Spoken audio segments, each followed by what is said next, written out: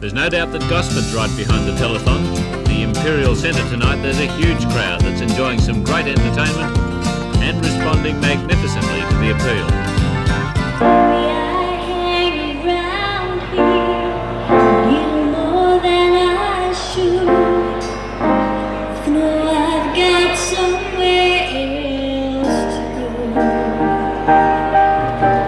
Centre staying open throughout the telethon, and the whole crowd of very generous people are keeping the entertainment coming throughout Friday night and on until 8 o'clock Saturday night.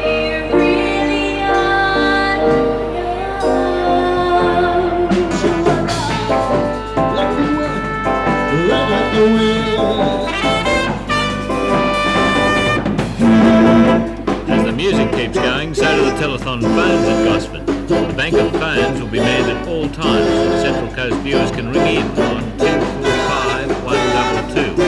Again, 245 122 on the Central Coast. The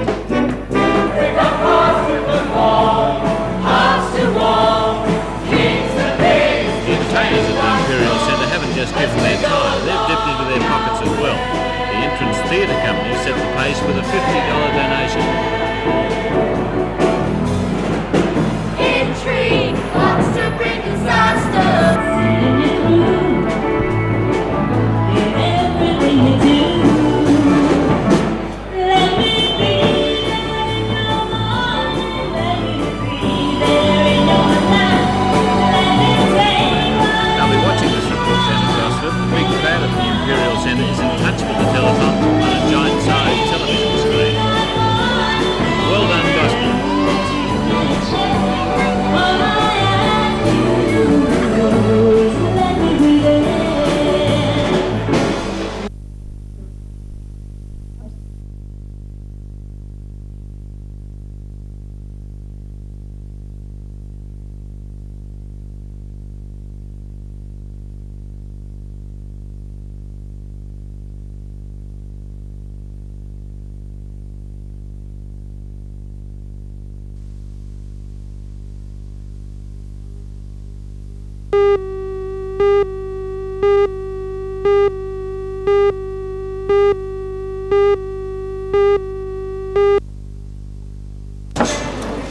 Some of Newcastle's best darts players are in action this afternoon.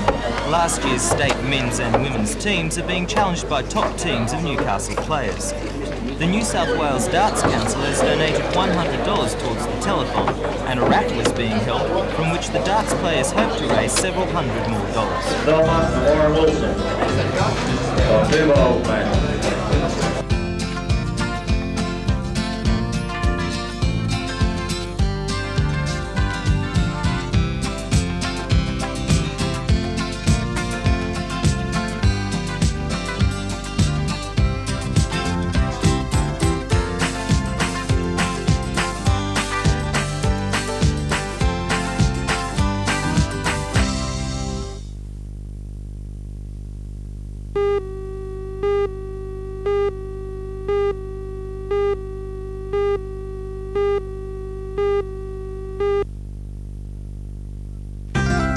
The road from Newcastle to Murrarunda is a long one, especially on a bicycle.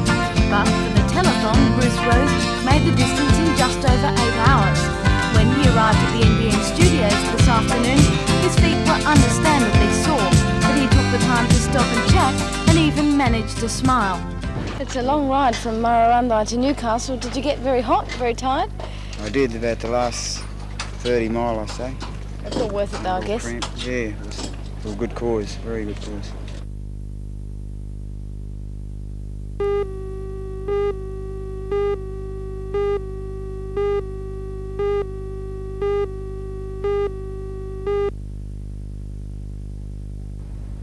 Thank you, John. Good morning. Bar Beach it is this morning, and what a beautiful, crisp, clear morning we have. The sun's out, the sky is clear, it's a little bit cool at the moment, and the wind's blowing fairly strong from the west at the moment, or west-southwest, around 15 knots at the moment. And would you believe it's flat city, not a wave in sight at the moment, just a few little tiny ones around 0.2 of a metre, but it's not going to remain that way for long. The surf's going to get bigger during the day. There are low pressure systems dotted all over the Tasman Sea at the moment, and we're expecting that swell to get rather big by this afternoon. We should have waves around 1.5, 1.8 metres along all of our Newcastle beaches. Very hard to imagine it at the moment, but the situation is going to become that way. If you'd like to go for a swim this morning, all of our city beaches are quite safe. The water's a little bit cool, but great once you're in for a while. For the board riders, very, very tiny waves. You're just going to have to sit back and wait a little while for that swell to come up. The wind's quite strong at the moment, going to get stronger during the day, and on that point we'll just start talking about the weather. And firstly, a few warnings. We have a sheep graziers alert for the central and southern tablelands and the southwest slopes, and there's a strong wind warning current for coastal waters south of Newcastle, and a gale warning issued for the Southern Ocean. The forecast issued for the Hunter in Newcastle today, a strong wind warning is current for areas south of Newcastle, partly cloudy conditions in the west, mainly sunny about the coast, a mild day with west to southwesterly winds of up to 20 to 30 knots, that's 40 to 60 kilometres per hour, moderate seas offshore on a low to moderate swell. Newcastle and Scone both expecting 24 degrees today, and the outlook for Wednesday to Friday, dry with local frost in the inland districts. Low tide this morning coming up at 8:39, 0.6 of a metre, high tide at 2:45 this afternoon, 1.1 metres. Well, that's our look at the surf and weather this morning. I'm afraid it's a little bit like Lake City for the board riders, but that swell will be rising during the day. A great morning for the swimmers if you can brave the cold. Nice and sunny, not a cloud in the sky, and looks like it's going to be a very windy day. Have a great day. We'll be back again tomorrow morning.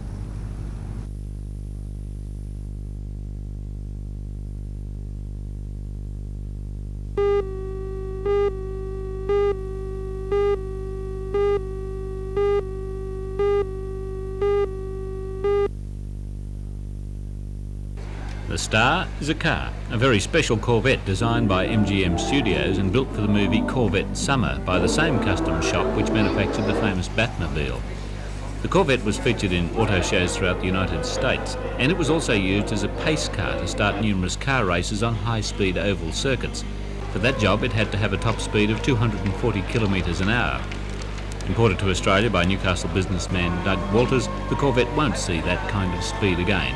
Now it's strictly for show, and valued at $80,000, it will be transported by truck.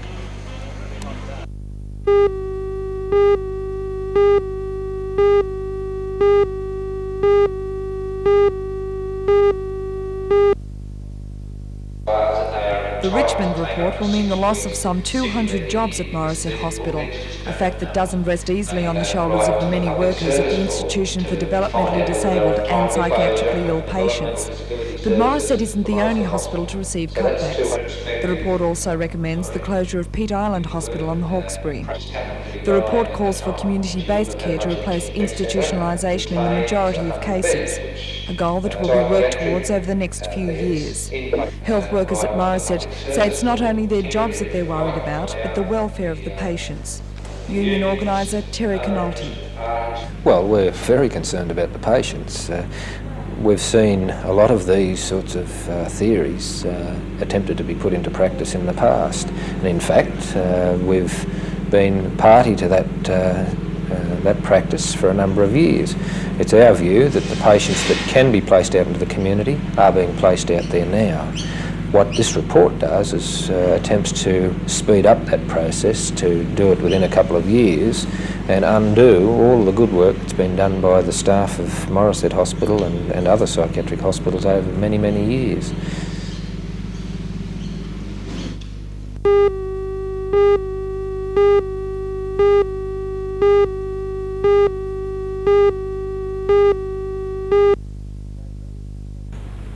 A neighbour has complained about a disturbance. No warrant, eh? With the law reforms to Well, I'm come afraid into you might force as well on the fuck 18th of this month comes a newfound power for the police as well as the coming victims. into my house uninvited. Police Ron, will be get able on the to radio obtain for a warrant. warrant of entry over the phone, Donald Street, and so we'll be able to Manly Vale. investigate the situation Entry has without been having to go refused. back to the Suspect an station. assault has taken place. The police will lay necessary charges, and the victim is compelled to give evidence, Open up, which Mr. takes Riley, we've away got the any warrant stigma now. involved. It's hoped the reforms will make it easier to bring to justice those who commit an act of domestic violence. In her experience as a social worker, Mrs. Harris says one of the main areas of concern is with ethnic women, where it may be part of their male-dominated culture for the man to physically abuse his wife. She's convinced the domestic violence law reforms will help women as well as men who are being assaulted by their partners. Jane, do you think these new laws go far enough? I think for a first up, yes. because I think at this stage everybody's trying it. I think the police obviously are going to be very cautious as how far they can go. It's something new for them. Also, the women involved will need a little bit of time to getting used to the new law.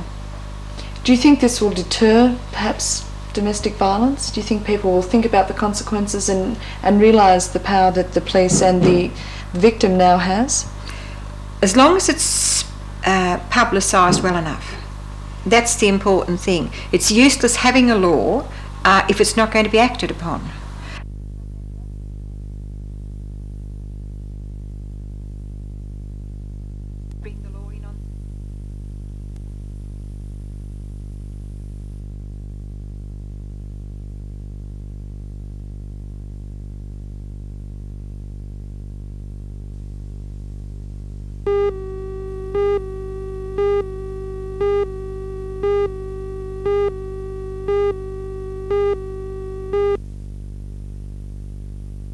In a lengthy telegram, Professor Rennick claimed Australia had made a fundamental economic mistake by bringing in large numbers of unskilled migrants after World War II. Professor Rennick says this policy should stop, and instead only those who will benefit the economy should be admitted to the country. Professor, are you advocating that we should shut the doors to all immigrants and make Australia virtually an enclave in this part of the world for its economic survival? Yes, I'd say that, but the doors, of course, would be open quite regularly as we brought in the sort of migrant we needed.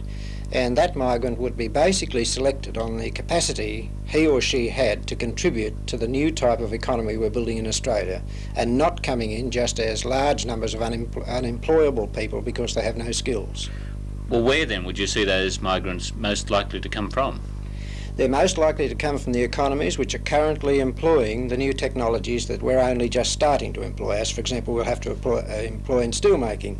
So therefore I could see Japanese, Singaporeans, other people from Eastern economies, people from high technology economies in Europe, such as Sweden, Western Germany, France, and those parts of the United Kingdom where there was a definite demonstration that they had been involved in the new skills.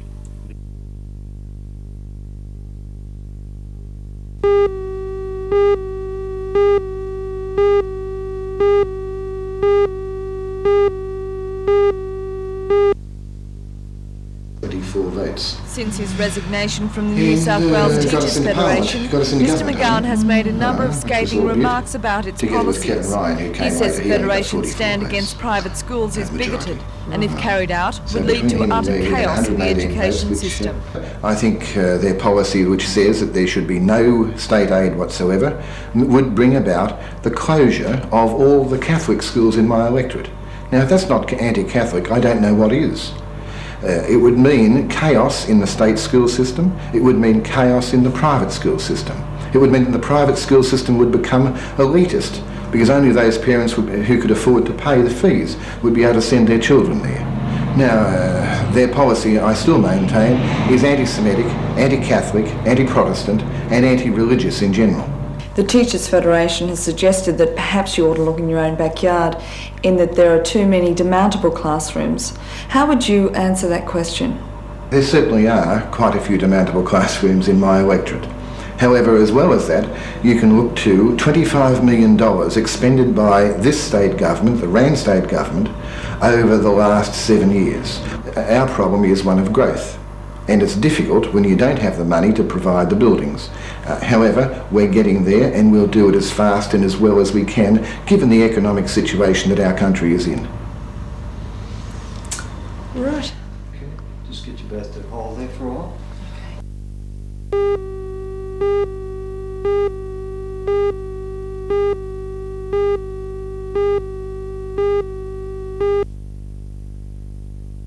The sheep, a family pet, was tethered on this patch of ground. Its owner, Pat Heron, said she heard youths laughing at about 11:15 last night, but didn't take any notice.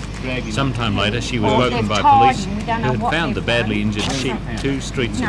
In a senseless act of cruelty, it had been roped to the back of a car and dragged more than 300 metres until the rope broke. The young neighbour who saw the car could describe it only as a brown Tirana full of young people. The sheep was cruelly injured, its head badly swollen and its shins stripped to the bone.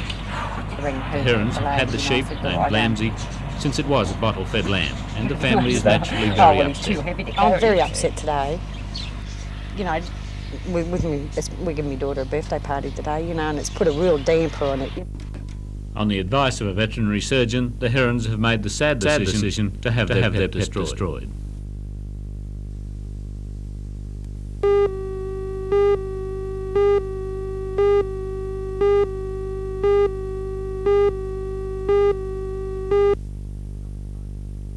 The shock of finding an empty parking space where your car should be is something Richard Face understands. His own LTD Ford was stolen and has not been seen since.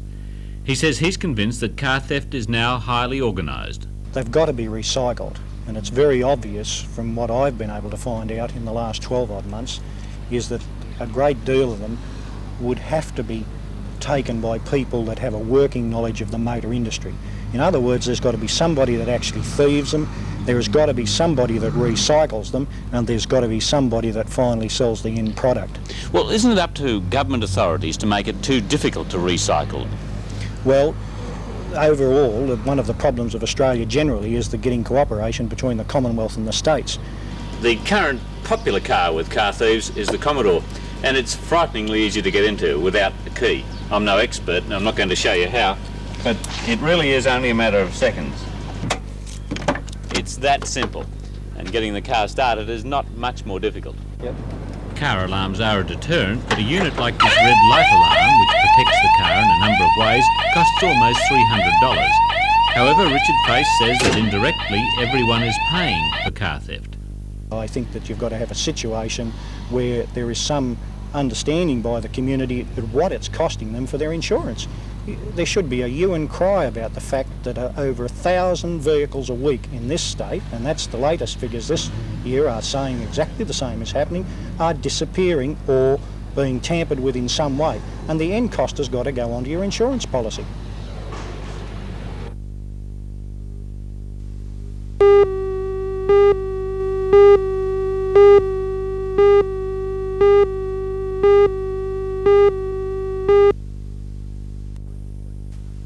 Ray Floyd, after hitting a 5-under par 67, has joined Jack Renner and Dr. Gil Morgan at the top, with veteran Arnold Palmer, Charles Cootie and J.C. Sneed one straight behind on 68. 57-year-old Palmer, cheered on by a huge gallery, won the first of his 4 Masters crowns a quarter of a century ago. Today he scrambled in and out of trouble to still make 68, and he says he thinks he's still capable of hitting the lead.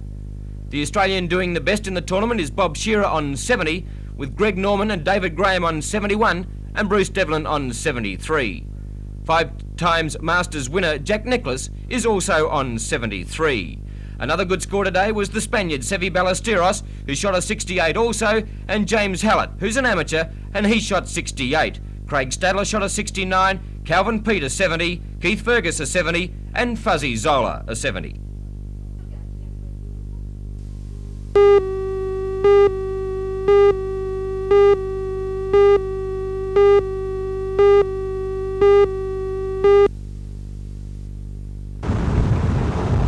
Later this month, Peter will be overseas on the first leg of his epic run.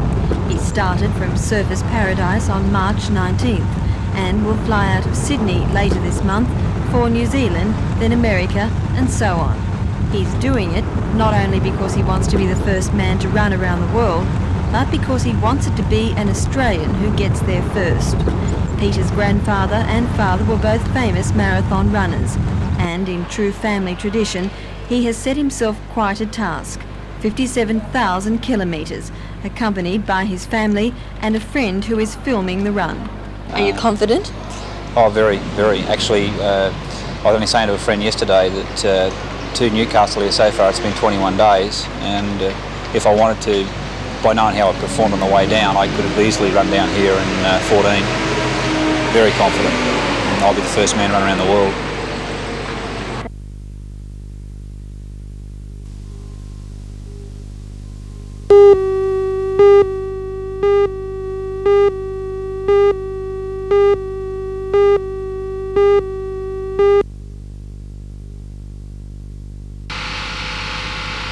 The fire broke out in a weatherboard cottage in Turalba Road, Adamstown, at about 10:30 last night. The alarm was raised by a passing motorist who alerted firemen just in time. The owner of the house was trapped inside. He was unable to reach the front door, driven back by smoke and heat. When firemen managed to gain entry through a window at the back of the house, they found the man huddled behind a lounge chair. He was suffering from severe burns to the throat and was rushed to hospital by paramedics, where a trauma team was on standby. Firemen investigating the blaze say they believe the fire started in the front bedroom, where the intense heat destroyed almost everything. The blaze was confined to the front section of the house. The remainder of the weatherboard cottage suffered only heat and water damage. Tonight, the man remains in a serious condition in hospital.